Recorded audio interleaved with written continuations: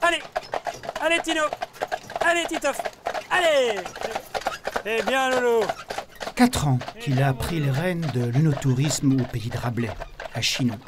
Avec ses escapades gourmandes entre rivière et vignoble, Jean-Max Manceau, qui se dit vigneron paysan, joue le terroir par excellence, dans la sérénité.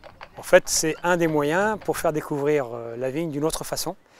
Et les gens prennent le temps de voir les paysages, d'observer les choses. Et beaucoup disent on a l'impression que le temps s'arrête enfin un petit peu et ça nous fait vraiment du bien. Faut retrousser les manches de pantalon. Les exercices de coude, ce sera pour plus tard. D'abord, les jeux de jambes. Et les mollets ne doivent pas mollir. 1 heure par monts et par vignes dans un tableau grandeur nature. Ouais, vous avez les bourgeons qui commencent à éclore. Voilà, c'est parti.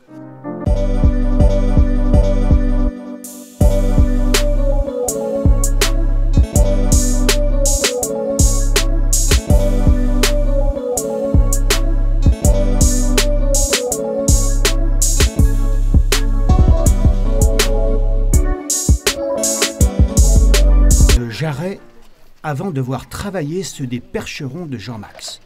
Fin prêt pour la relève. À bride abattue, cap sur la rivière.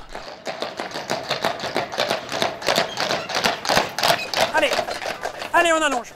Car avant le vin d'ici, bienvenue dans l'au-delà.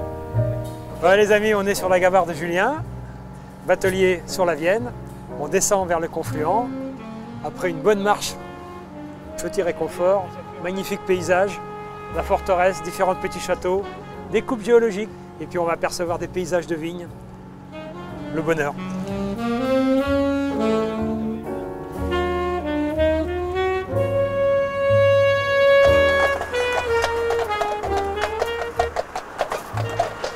On vient juste de passer devant la statue Rabelais.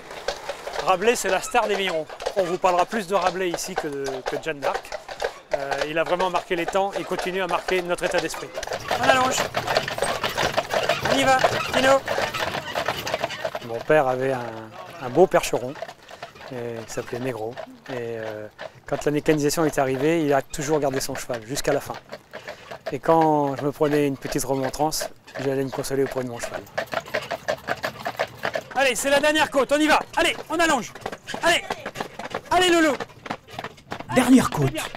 Avant la descente de cave évidemment, autour d'un grand toquet du cru, Christophe Duguin. On commencera par les rayons de Touraine, le foie gras à la poire tapée, une terrine de poisson sauvage de Loire au safran de Touraine, le Saint-Meur de Touraine également, et pour finir, le nougat de Tours. À son pour lécher les badigouins, aurait dit Rabelais.